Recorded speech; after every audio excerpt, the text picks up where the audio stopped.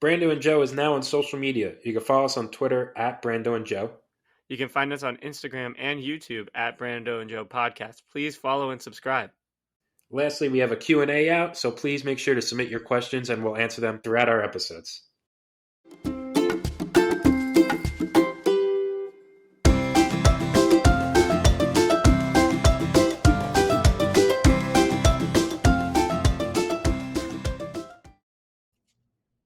Hi, and welcome to the Brando and Joe podcast. For this podcast episode, our guest is Dr. Nicholas Salter. He is currently a professor at Hofstra University teaching IAO classes, has created monthly blog posts highlighting current diversity and inclusion research, and is heavily involved in SIOP and will even be presenting this upcoming SIOP conference. So make sure you check it out. Welcome, Dr. Salter. Welcome. Thanks for Hi, joining great. us. Thanks so much for having me today. For the listeners who don't know, Dr. Salter is actually our motivation professor that we just started. How long has it been? Maybe like 3 weeks by now? Yep, 3 weeks. Hopefully we haven't annoyed you too much. No, it's crazy to think it's only been 3 weeks because it's been a fun 3 weeks, hasn't it? It goes so much faster than the first semester. Like projects and everything are coming up when you don't even expect. Yeah, no, I feel like it's been really flying by.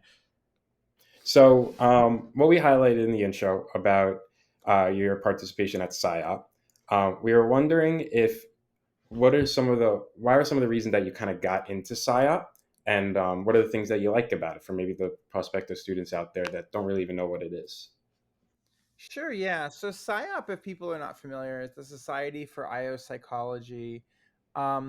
Typically, often people associate it with the conference that happens once a year, and it's a bit broader than that. There's some more opportunities of things going on throughout the year, but just kind of in general, SIOP is a great way of learning about the field, learning about career options, learning about people, companies, and whatnot.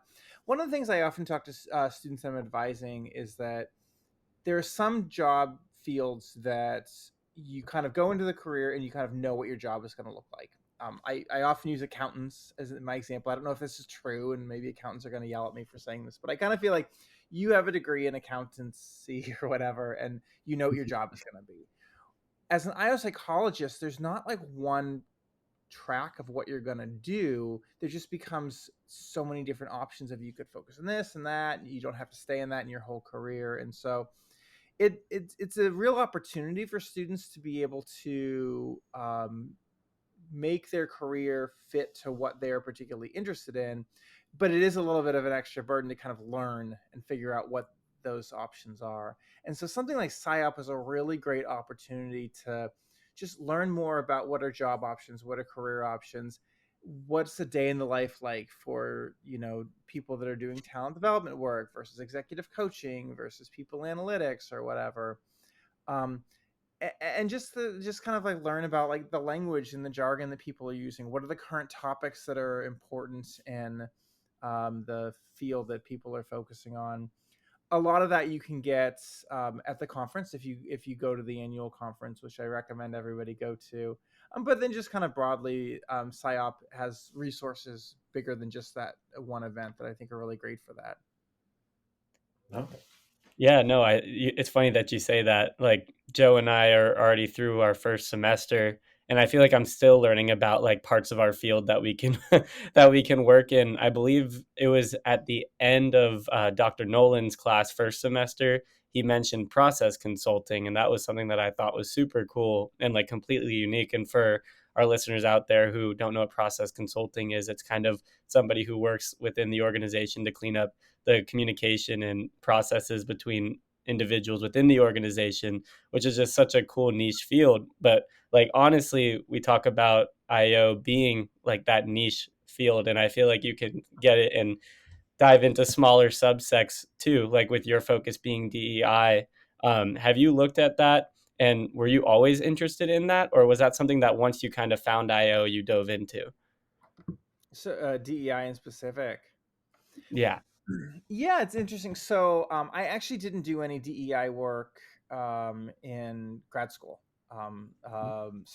DEI, and if the listeners aren't familiar, diversity, equity, inclusion. Um,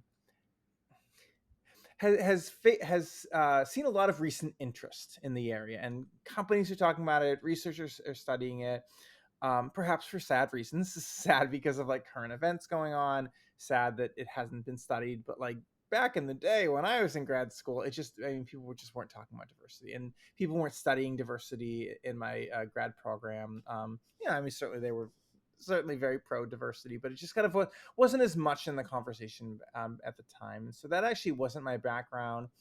Um, it's just kind of something like post graduation as a professor. It's just kind of an area I kind of got into and was interested in. One thing I often talk to people about is research is me search, and I don't know if you've heard that term before, but typically people study topics that are personally relevant to them and personally interesting to them, and I think that also applies to non like professors and non PhD students as well. People that are thinking about like what area of applied work do I want to get into. A lot of times people go to like, in my life, I've struggled with having bad bosses. And so therefore I want to do leadership development. Or in my life, I've always really benefited from having good interactions with my team. So I want to work on employee engagement or something like that. And so for me, that's what it was. Like, I identify as a gay male. And so just my experiences of being different from, traditional majority voices that are represented, I just kind of, as a scientist, was like, why does this happen and what is the experience of it, and I want to know what data says about it. So that's kind of how I got into it. I'm a little interested just about the DEI part. Have you seen an increase in DEI in organizations, as because it's such a prevalent topic now as it should be? Is current research, do we see kind of like an uptick in like organizations caring about DEI? It's interesting you say that because it's a complicated answer. So I started teaching a DEI course in the Hofstra PhD program about 10 years ago. Um, and at the time, so students would graduate from my class and be like, I really love this topic. It's interesting. I mean, not all, but a lot would.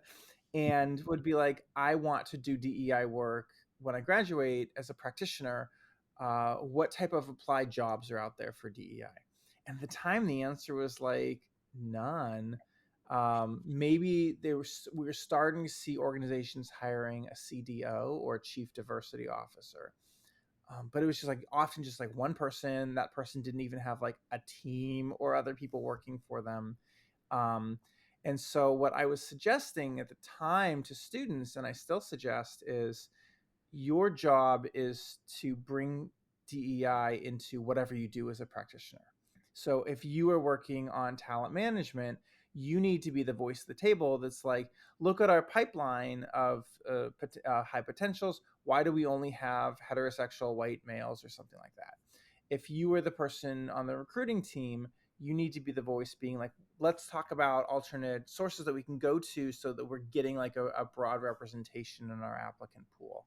So that's a lot of the DEI work that historically has been just kind of like be that voice that kind of infuses it everywhere, because there just wasn't a lot of like explicit work being done in organizations. In recent years, and especially like post 2020 and the murder of George Floyd, there's been a lot more interest in organizations in diversity. It's At times people argue that it's performative. I can say that like I've been contacted by organizations that are like, we have a training series and we would like to have you to come in and talk about diversity.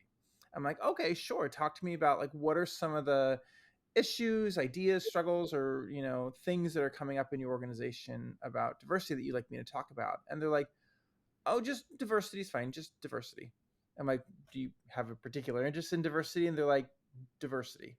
And it really just kind of felt like, we have a box that we want to check. We want to make sure that we can tell people we are doing diversity. And so at times, some of the recent focus in organizations has been not as authentic as some people might hope, and maybe a bit more just like we just need to like save face. But I want to emphasize that that's not the case everywhere. There's a lot of organizations that are really become introspective, and organizations aren't entities. People within the organizations are become introspective and be like, what are we doing for underrepresented voices?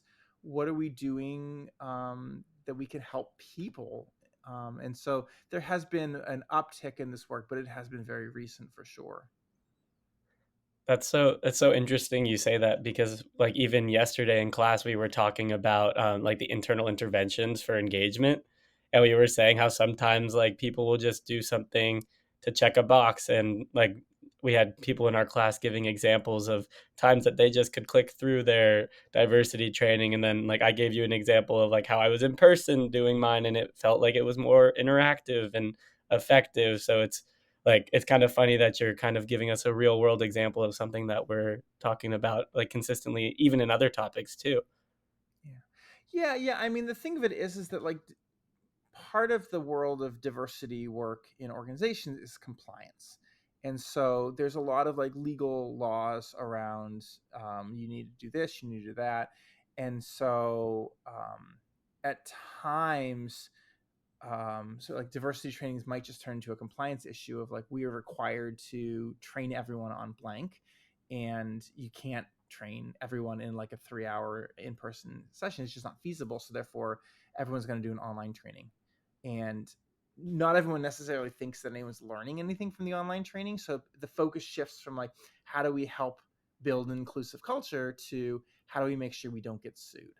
And like I don't think organizations should get sued. I'm very supportive of not getting sued, but it's frustrating when that becomes the sole focus, and like kind of like what are we actually really trying to do kind of gets lost. And I understand the logistics of these things, but it becomes difficult. Oh, I so do you would you say a majority of them? Actually, maybe that's a bad question. That like are mandatory trainings. Like when you work with these organizations or like get in contact, do you find yourself more seeing like, oh, they just need to check that box? I think to your point, it's probably hard to kind of estimate like, are most organizations legit or if authentic or performative or what. Because it's just kind of hard to tell, what everyone's doing. I think it also like the people that are reaching out to DEI folks saying we want, discussions, we want work, are probably like a different type of companies and different type of organizations. I'll say that like at the end of the day though, I think about like online diversity trainings and like, are they useful and whatnot. I think at times, even when you're clicking through, like at times you might still pick up something, even for me, when I'm looking at these things, I'm like, oh, I know a lot about this field. Like I didn't think about this before that. So at least it is something. Um, from what I hear, kind of anecdotally, it feels like there's just such a wide swath of like some companies are really doing legit work and some are not.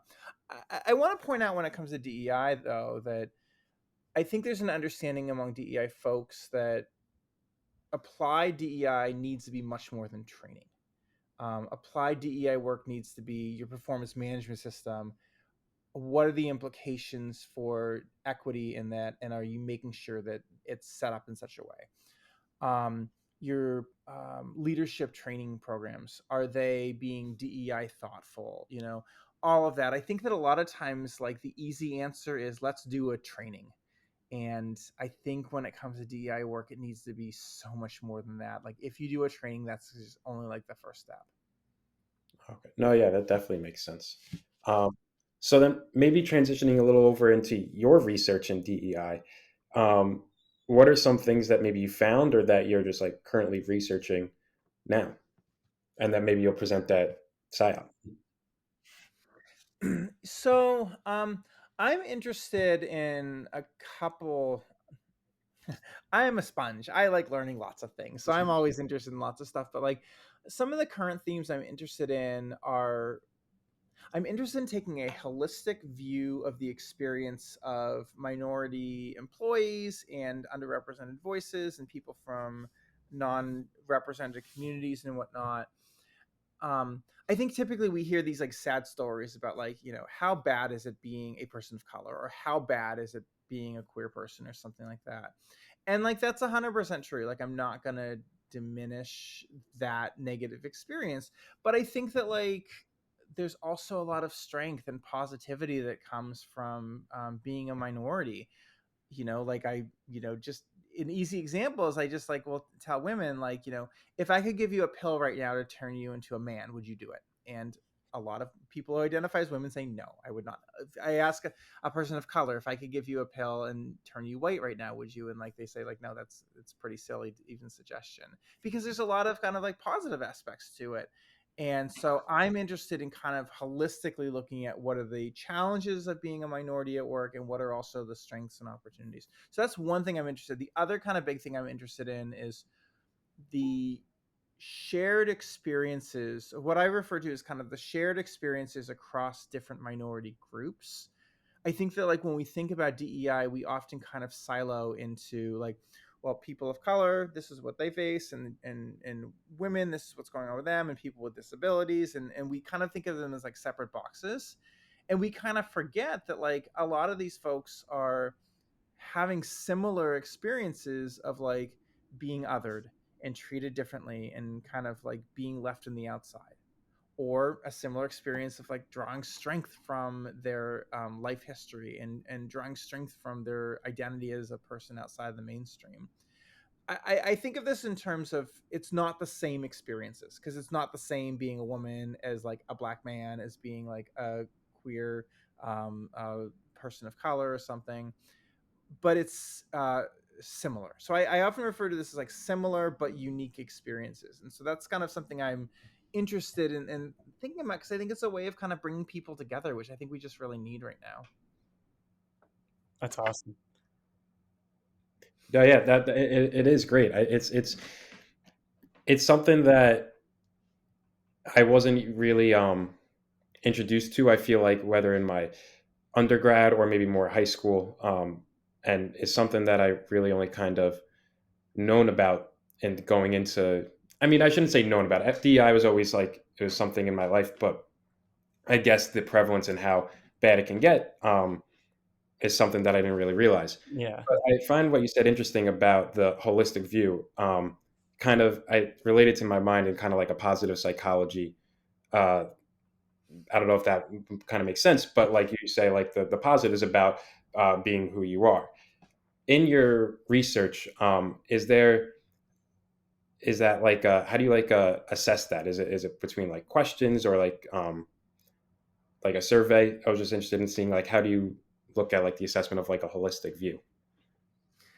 So I just conducted a study that I just submitted to a journal. So fingers crossed it gets published at some point. But where I did qualitative interviews, 52 people that identify as LGBTQ leaders, and the design of the study. I won't bore the listeners about the qualitative research design and grounded theory research, but I'm happy to chat with anyone after if anyone is interested. But the idea is that we kind of approached it with an open mind of like, I'm not going to kind of impose my ideas on what my participants say, but instead I'm going to kind of listen to them and hear what themes emerge from what they said. And so the design of the study from the start was, what challenges do you experience as an LGBTQ leader? What strategies do you use to overcome those challenges? What are the positive aspects of being an LGBTQ leader? And the majority of the conversation that I'm heard from the participants end up being focused on what's good about being gay, and what the positives were. And in the data analysis portion with me and my research assistants, as we kind of look through what are the common themes, there was a lot of stories about challenges and whatnot.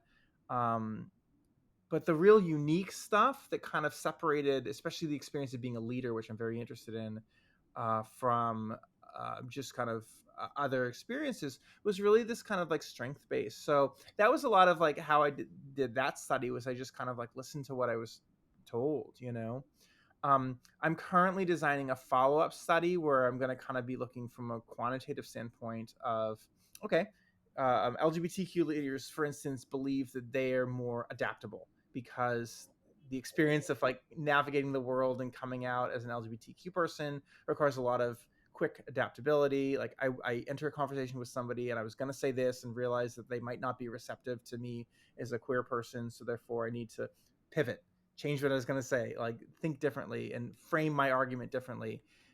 That kind of like constant adaptability results in strengthening that, which just helps with leadership.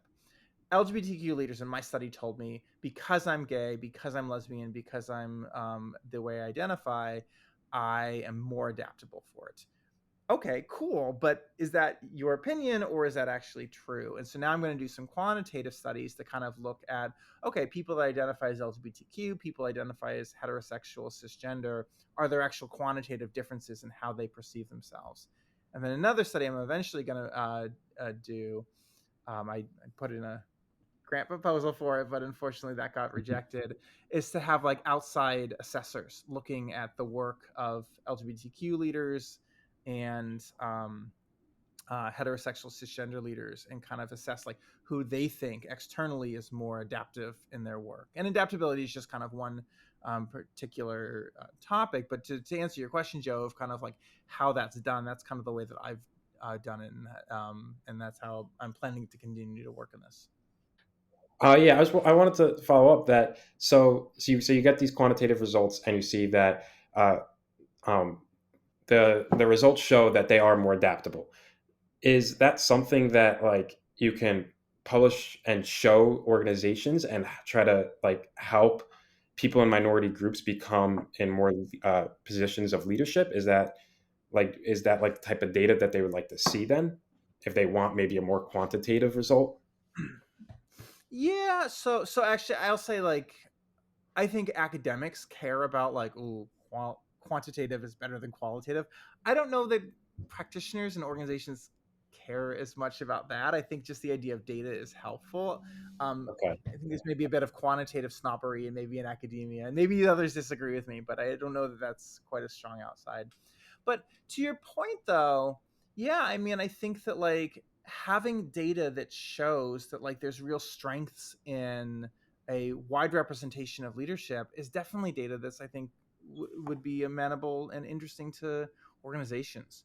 Showing like of every organization would be like, yes, of course, we need to care about DEI for our leadership team, but like being able to kind of show that, like, okay, but here's specific reasons why, because it could potentially lead to leaders that are more adaptive and interpersonally oriented and resilient. These are all themes that came up in my study, especially for organizations that are maybe just kind of like doing the box checking of DEI and like, why do we have to do it just because we're supposed to?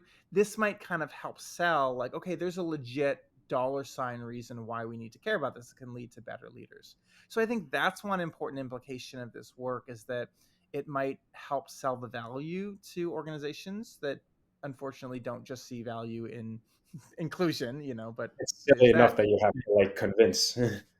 Yeah, absolutely. But the other thing is that like I think a lot about kind of like the passive role that we at times kind of just impose on employees at work, and just kind of like, things are crappy for you. Okay, well then we will fix your leadership so that that's stopping happening to you, or we'll fix your cultures that stops happening to you.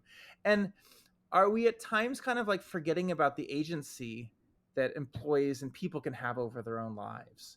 And so when I think about the work that I'm trying to do on LGBTQ leaders, I think about, I want to send a message to LGBTQ folks that might want to move into leadership positions and be like, here are ways that you can leverage your experiences and strengths and turn them into professional opportunities for yourself. Okay, like you want to kind of move your career in this direction, you want to strengthen yourself, here's some areas that you could really focus on, because research says that this might be a strength for you as an LGBTQ person. And of course, I mean, things differ from person to person, but I just like the idea of here are tools that leaders can use themselves, in addition to here are tools that organizations can use. That's Oh, that's a really cool way to think about it. I didn't even think about it as giving them like almost an extra tool, like taking something that like people were seeing as something that was difficult for them and making it a strength. Like from that perspective, that's really awesome. I'm framing everything from the context of LGBTQ leaders because that was the particular study that I did. But one argument I'm making is that I think this phenomenon of take strength from your challenges, from your history of university, and turn it, or take stuff from your challenges and turn it into strengths of leadership, I think I argue applies to all the minoritized experiences. So anyone that's ever had the experience of like being othered, being treated differently, is likely going to have the opportunity to develop their skills of empathy and their skills of listening. And empathy and listening help you as a leader. And so like I'm framing this in terms of LGBTQ leaders, but I think this also applies for, leaders of color, for female leaders, for all sorts of. I kind of see your like full circle moment now that DEI, like you think of like, oh, I just need this like mandatory training, but I can kind of, how you described it now, see like the applied setting of like teaching people in minorities groups like those, because of like, why do we even have to convince, but that like those skills that they could show like their adaptability and like how they should be in a leadership position. I just wanted to point that out. It is, I see what you mean now by those, Yeah. that way. Like, and I look at that too with like the full circleness of it. It really got me thinking about what you were talking about. And in the beginning, when we were talking about checking those boxes, I was wondering like if you had thought about this in any sense, looking at the system in which people are making decisions. Because I was looking at, I've a little different than Joe. I come from a business background. And I'm thinking about the classes that I took that were involving DEI. And now that I'm thinking about it, like a lot of my classes kind of present DEI as almost like a checking off off the list, like checking something off. Like, is there any sort of way that you can intervene in that with backing from research or things of that nature? Because I'm just like thinking about it, I'm like, yeah, like we learned about this stuff with my HR courses, but it was really like all of the laws and rules. And like when somebody sees a law and a rule, they're gonna look at that like, okay, what do I have to do to make sure I'm not breaking it? And like then it's just like checking that right off the list. Okay, so checking off boxes in the context of DEI applied work often and historically has always kind of went down to, just like you said, Brandon, like following the laws. And again, that's super important. I'm certainly not going to recommend, ignoring that. I think it's interesting in recent times, to make a small addendum to this, a lot of the box checking off also comes down to, I don't want to be canceled on Twitter, and all of that kind of stuff, and like, cancel culture, and if that's like a legit thing and what the implications of that's a separate topic, but like I think that also becomes a box checking of like, I need to like make sure I check off the box of like, people know that we are DEI friendly. What do we do about that? Like, how do we change that? My argument for that is that it's an issue of culture. And the culture is like, we care about following the law.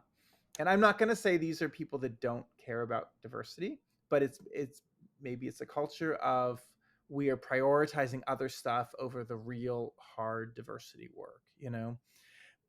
Diversity work is not just giving a training, and diversity work is not just like talking about these issues, because I think a lot of times people walk out of these trainings feeling like, wow, I feel really good because I just talked about good stuff, like pat yourself in the back, I'm cool. Diversity work is culture change, especially in the context of an organization that is really just kind of box checking mentality. It's slowly getting people to care about these things, and selling them on the value of it, selling them the dollar sign value, selling them on the human value and the empathy value and the employee human capital value, selling them on it and getting people to change their mind. It's more than just training, and it's more than just kind of a one-time thing. I mean, this is like, as diversity workers should be doing more, have a stronger understanding of culture change work, in my opinion. And it's slow, it's long, it's not terribly feeling satisfying, because like every moment you just feel like that didn't work, and then suddenly like a year or two later you look back and you're like, oh wow, a lot's changed and I didn't even kind of realize it, because every moment felt so difficult. So that to me is like how to address this kind of box checking mentality.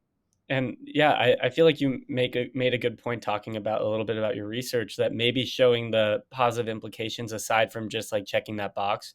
Because I think when you're talking to business, like from a practitioner standpoint, if you're talking to people in business, you need to put it in terms that they understand. And if you're finding research that shows that people who can lean into these traits are going to have positive benefits towards profit or towards engagement or towards other any aspect of the company, that could be something that could be used to leverage like DEI and maybe grow it in general, wouldn't you say? Yeah. Yeah, I think so. I mean, I think a lot of it comes down to like know your audience. And this is a broader than just in the context of DEI, but um need to kind of like change someone's mind. You need to communicate an idea. What is the lever that will work on that person? Personally, my interest as an IO psychologist is in helping people. And so like I'm interested in like making the culture and feel inclusive so everyone feels comfortable working. Sadly, maybe that's not an argument that kind of sells for everyone. And so therefore that's when you dip into like, from a retention standpoint, from a high potential development standpoint, like all sorts of stuff like that. You just kind of like need to find your in, and then it doesn't feel as satisfying in some ways to kind of like, all right, I sold them on DEI because they only care about money, and I kind of made them a financial offer, and it feels frustrating to me that I kind of had to like reduce people to money. But at the end of the day, like now we're making DEI progress, and so it may have felt not great how we got there, maybe, but at least we got there. Okay. Yeah. Yeah, that's awesome. I um I know the we wanted to talk a little about SIOP. I'm kind of happy it went this DEI way. Yeah. Learned like a lot about and especially just I love the idea of like what are the other ways that can be on the practitioner side besides just these mandatory trainings that sometimes it's like checking off the boxes. But before we run out of time, I was wondering if we could take kind of like a 180 and being a professor and at Hofstra teaching IO and being in the field for so long, are there any like tips and tricks that you could give to maybe prospective students, either that are maybe some of the first years that are going to enter the Hofstra program next year, or just the IO field in general? Yeah, I mean, I feel like I get asked this question a lot, and I think the answer always comes down to you got to be hungry. You need to be intellectually curious. You need to be motivated. You need to kind of be independent. um, I think that at times a lot of students, but also maybe just kind of people in general in life, like wait for opportunities to just kind of drop in their lap. In the specific context of grad school, which you two were asking about, students might just like, okay, well, I showed up to class, I did the assignments, like, period. And the thing of it is that there's a lot of IO grad programs out there, and there's a lot of competition for jobs out there, and so everyone has the same training issue, or from different nuances, of course, but everyone has the skills, the knowledge, and so the students that stand out in in their program, but also therefore stand out in job interviews and stand out in their careers, are the ones that are like pushing to get more and pushing to kind of find out more. And so that big picture makes sense. Sure. What does that actually mean? What does that look like? Students that the feedback I get from internship supervisors is like, I look for interns that are intellectually curious and asking like, oh, well, why do we do this? What are the implications of it? How does that happen? Always taking a growth mindset and always trying to learn. I tell students, while you're still in the program and you've got a lot of these connections, like find people on LinkedIn, especially alum from your program, because that's such an easy way to go, that are in jobs that maybe you might like to see yourself in 5 years, and just message them and say, can I set up 30 minutes on Zoom and chat with you? Alum love doing things like that, and it's a really great way of kind of like learning more about the field, connecting more. In certainly in the New York City area, there's so many. Metro, the local IO psychology organization for professionals. Um, I know Hofstra's student organization IOPSA does a lot of programming around having alumni come back and speak. There's just kind of so many like other extra things that you can do to kind of like build a holistic, to use that word again, just kind of training in this field. It's just more than just kind of memorizing facts. And that's what I think I always recommend for students is find ways to kind of always be looking for more and getting more. I totally agree. I think the biggest thing I agree with everything you said, but the biggest thing was the LinkedIn, especially my senior year of undergrad.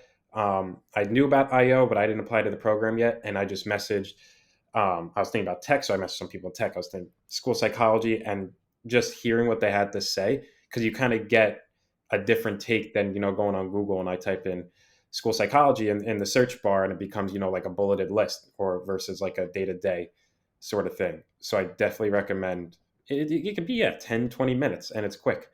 You could do like a couple of them a week, and by then you'll have like a total outline of what you want to do. And especially, right, for internships, I was able to bring up some things that people have said, or just learn about new opportunities over something that seems so simple. Yeah, And it I was a huge. agree 100%.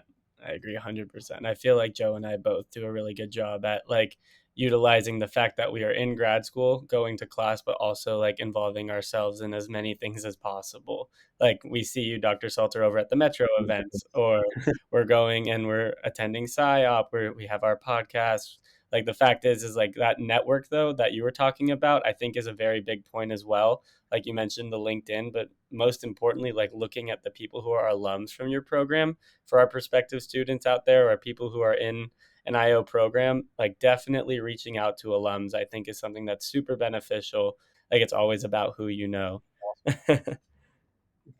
Yeah, and I used to do an assignment in one of my undergrad classes where I had people interviewing people at their jobs, and I remember once a student was like, well, they're not going to get a benefit from taking 30 minutes out of their day or 20 minutes out of their day to talk to me. What if they don't want to, what if I can't find anyone that'll agree to do that?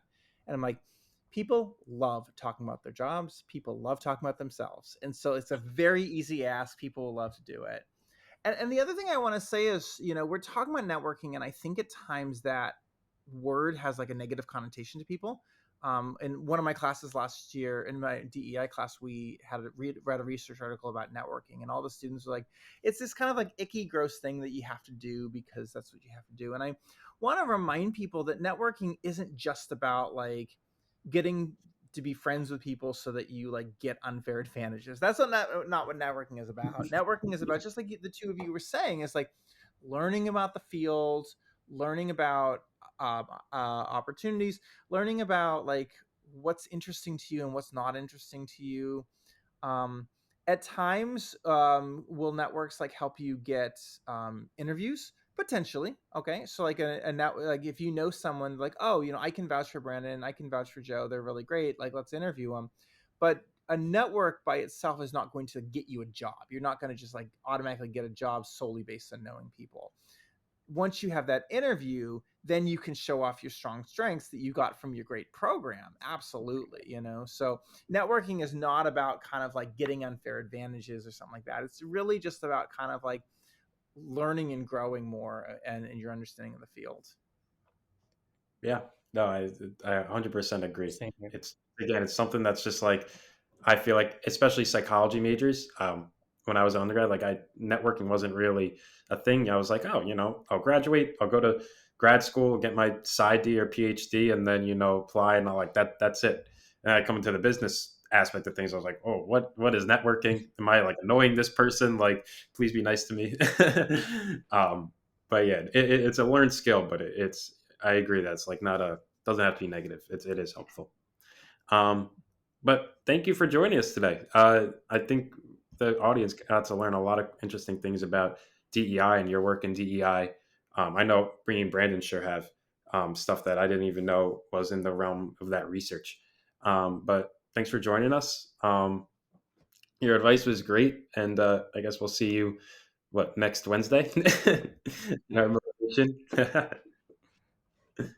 Awesome. Thanks so much. I appreciate having the time to talk.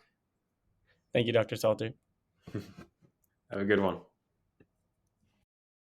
So Dr. Salter is such an amazing researcher and professor. It's really awesome hearing about the different types of research he's doing. And honestly, the coolest thing that I thought from that was that full circle approach, the application of the research to the business model, and trying to create a voice for people so that they can be more effective, and also just being strong workers and finding their strengths. Joe, what did you think of all of that? I thought that was super cool. Yeah, I found it really interesting. I mean, personally, I came from a place where DEI was important, but I didn't necessarily like really learn about it. I never had a class on DEI. I just knew that it's important to have diversity and be inclusive. So actually hearing about it in a practitioner setting, and more into not just checking off a box for a business, but actually hearing about how you can help people of minority populations become good leaders, or just become leaders in general, is really great to hear what he had to say. Yeah, like I I was listening to that and I was just like, wow, this is a side of DEI that I didn't understand what was so effective. Because kind of what I said about when I was in my business classes, DEI was really presented as something like, these are the laws, this is what you do to make sure you don't break them, and Mm-hmm. that's about it. Like, and you just had to know what laws meant what, and Trains really, you to think like that, where you're just like, oh, I just need to do this and I'll be good for DEI. yeah. One thing I actually was wanting, I wish we had more time to talk to him, but I was thinking about it and I was like, you know, it really comes from the voice of who you're talking to and kind of what they have that base knowledge off of. Because like if you're from a science background like psychology, you can look at things from a different perspective than if you're somebody who's in that business background. But very few people who are making these decisions have like the scientific background to make decisions. They have that like business background where it's like, this is the box you need to check off, these are the laws you need to know. And I was just wondering, like, I'd be so interested to see like the effectiveness of people who are in these types of decision making roles who have like a psychology background or something like that. No, yeah, I think what Brandon is saying is we need a Dr. Salter in every single organization. Oh, definitely, for sure. No, he knows so much. Well, if anyone ends up coming to the Hofstra IO program, Dr. Salter is definitely a man that you guys have to talk to and just learn. Yeah, he's a great resource. He's a great resource, and we're gonna have his LinkedIn in the bio for you guys as well. If you guys have any questions for him, feel free to reach out to him.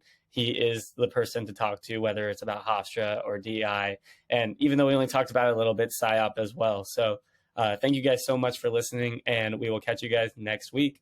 Bye, everyone.